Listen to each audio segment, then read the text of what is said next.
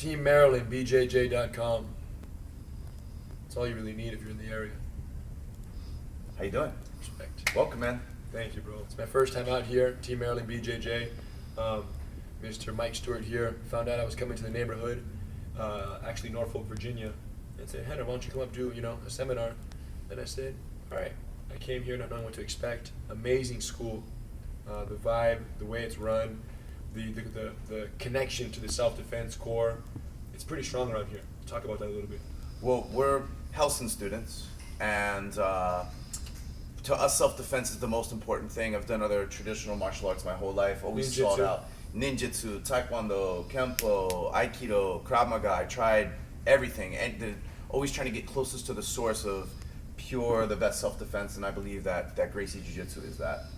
Respect. Yeah, and it's interesting. Me and Mike were just talking off camera about this whole new jiu-jitsu craze, right? It's almost like jiu-jitsu is the new taekwondo. Mm-hmm. It's the thing that everybody knows about. It's all over MMA.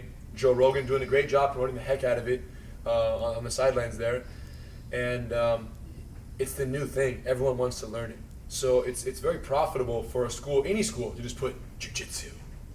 And they might have done one seminar, with me, with Mike, Uncle Helson, any instructor who's reputable, and then claim jiu-jitsu. And, I don't know, I just, as a warning to our people out there who are watching this, just check some credentials and make sure this person is actually tied to a legitimate source. And tied doesn't just mean putting a sticker on their door front. I'm affiliated with so-and-so. Because affiliations are big, and we know people that have said that they're Helston students, and then we find out that they've never even met the guy before. And they claim Helston belts, or this happens to all our family members. They claim belts, but they've never actually met those people, and they claim the belt, and they Photoshop a picture of them with them at a seminar, but they weren't actually at the seminar, and they put a certificate that they downloaded from Google, and they put the certificate, they modify their name, and they're in there, and they open a school, and they charge money, and the beginner doesn't know the difference. So all I'm saying is, don't trust any dojo at face value. Get in there, ask the questions, investigate, because jiu-jitsu is a journey, and it's not a short one. And if you really want to dedicate to learning this art and reap all the benefits that has to offer you, which it does, life-changing, you want to make sure you're jumping on the right team, jumping on the right wagon to get to your destination.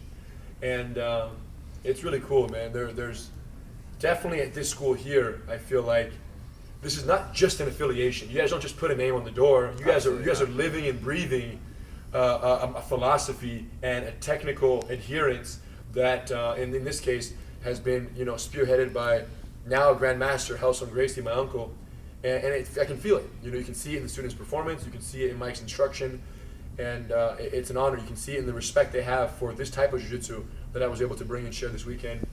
But that's all. It was just remarkable, very refreshing to find a school like this who is keeping it so real, to what they're trying to at least promote to the people. And, if you guys end up at any school, if you don't live in Maryland, no problem. Go to your local BJJ school, but ask the right questions, And that's it. What other advice do you have for our friends out there who are thinking about embarking on the journey, but who haven't taken that first step? Even if they are a legit school, ask when the head of the association comes there. Because I feel like what's happening also is, we discussed this just driving around and stuff this week, is that people, they'll get the affiliation, and then they kind of cut ties with the person, and then they start teaching nonsense. They stop actually, they're deviating from what they learned initially, and they just make up their own thing as they go. So you're right. That's because a good point. Teaching it technically the way it's supposed to be done, it's not exactly easy, and what's the word I'm looking for? It's not exactly convenient all the time. Oh, I see. We'll just do it like this. Right. But that's not the correct way. It's easier to do it wrong. Yeah.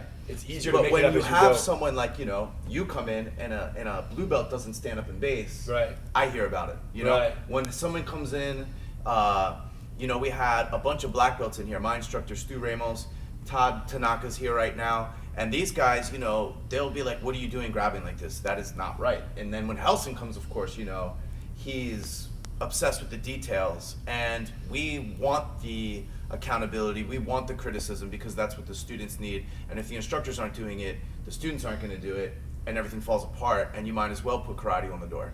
Yeah. So I would just be careful of that. Ask, hey, who's ask the lineage. Who's your instructor? Right. Okay? When do they come here? Well, they don't really come here, but he's my instructor. It's not real. Just be careful because it's so popular. First it was MMA, right? Yeah. Every karate school put MMA on the storefront. Then now it's People realize that when you put MMA, a lot of people don't want to go get their face punched in, but jiu-jitsu is the universal art of MMA. It's what anybody can do. So everyone's now promoting jiu-jitsu, and they have been for quite some time. So it's going to continue growing for sure. And we know there are people out there watching this who may not live in an area where there is a legitimate Gracie-affiliated jiu-jitsu source that they're comfortable going to, or doesn't even exist. The school doesn't exist. Or they stumble upon a school and they get there and it's not what they expected. Don't give up on jiu-jitsu, okay? Jiu-jitsu is not wrong. The school or the purveyor is wrong. So if you love jiu-jitsu or you want to fall in love and dedicate yourself to the practice of this art, but you don't live near a school, check out Gracie University. It's this website. We just passed 85,000 online members, people who are literally learning from their homes, from their garages. It is totally possible. Anyone who says otherwise hasn't seen the website, hasn't seen the material. Yeah, and I can attest to that because at the seminar, we had a seminar yesterday here with 75 people in it, 75 adults. And I'm watching the guys and I'm like, talking to people and I'm like, you look pretty good, man. Where do you train? And they're like, well, I'm a Gracie Garage student. So I think the misconception is that you go online, you take the course, and they send you a belt. And it couldn't be anything further from the truth. These guys know correct fundamentals. I saw it firsthand yesterday. So. Yeah, if you go online, you learn the material, you upload a video, we'll check you out to see how your technique is looking. And if it is on par with the student in Torrance, then we'll send you that, that recognition, which is the belt. But you don't just get a belt for just signing up for a course. Of course not. You got to graduate. You got to demonstrate high proficiency and reflexes. So that's the jiu-jitsu journey, you guys. And it's amazing. And I think that people who are on the sidelines thinking, oh, jiu-jitsu sounds cool, but it's not for me. You're wrong. Jiu-jitsu is for everyone. If you can walk, you can do jiu-jitsu. Okay? So there's no excuse not to embark on that. And go on Gracie University. Watch the first 3 lessons for free. If you love what you see, technically, then come find a school like Mike's here or anywhere where you live. There's a list of certified training centers online at Gracie University. Check it out, So get there, but the most important thing is when you meet that instructor, ask the right questions, Most important thing. And in this case, I only have one question for you. Let's hear it. You can sit on it, but can you stand on it? I can't. I'm not even gonna try, bro. Yeah, I'm busted. I can do the knee thing. I can teach you. All right, let's do it. Okay, so here's how this works, you guys. Hang on, come very close to me, pay attention. I'm gonna explain first, Mike, then you're gonna try. It's called triangulation. It's always about having equal distribution points of pressure. You start on your knees in the quadruped right here, and you move the ball on purpose to get a little bit of looseness in the hips and to learn how the ball behaves and to not be scared of the jiggle. My friends, don't be scared of the jiggle, okay? It's a very normal part of life. Now, here's the key. Don't do it until I talk about it. The foot's gonna come up and replace my knee. That's fine. That's easy. Now, here's the thing. I need to now move these 2 points to make a triangle between this foot and the 2 remaining hands. Because when this foot comes off, I need to be able to balance on the 3 triangulated isosceles triangle points. Does that make sense, yes or no? Yes. Good. And now, this foot comes back on very gently, and I readjust back to a square. Wait for it. After the square, the most important part is rolling the ball forward until we create a vertical axis perfectly between the instep of our foot. And then once you get it, pinch your toes and elevate your pelvis. I think I got all that. So I have one knee up. I'm adjusting the triangle. Yes. Now you're going to keep that triangulation, and your other leg will become weightless very slowly. And you're going to accept the jiggle. And as you accept this jiggle, as you accept the jiggle, you're going to replace that foot with the knee real slow. That foot comes off the ball. Yeah, balance off the ball. You got it. Put your foot on that where that knee was, very slowly. Now, slowly separate your heels a little bit, get real comfortable in the quadruped. Now, here's the key, a little wider. The wider your feet can get on the ball, the better. Take your time, you're looking good.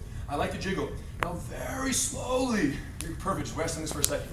You're gonna slowly start lifting you're gonna roll the ball with your hands, like so, inch by inch, like you're pushing your hands forward until your heels are almost lined up, slow, just like that. And then you're gonna drop your butt and lift your chest up, really, only when you feel ready, bro. Take your time.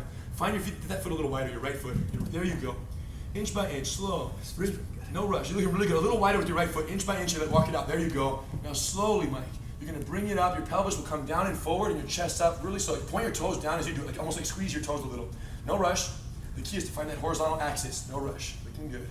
Now don't go until you feel ready. Come forward with the ball a little bit. Pass. Nice. Stay Stay with it. Nice. Good instruction. Is that really your first time? Dude, I've asked him. I nail myself trying it. Stay there. Just stay there. Just breathe in. Now bring the camera a little closer to his face. Let's get a little interview while he's up there. Slow. Get those knees, hips forward a little bit. Slow. Major, get back up for the interview, okay, champ?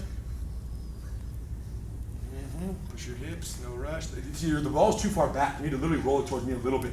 Now you're gonna find a nicer line. You feel it? Yeah. That line is less stress on your toes. Do you agree?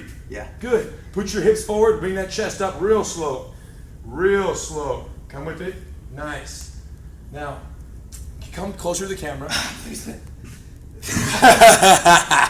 was gonna have him give like a whole intro in jiu-jitsu from up there. But man, that was respectable, bro. That was really his first time standing the ball. So, what's the moral of the story? Okay? When Rener says it, you do it. See you guys next time. Thank you. Awesome.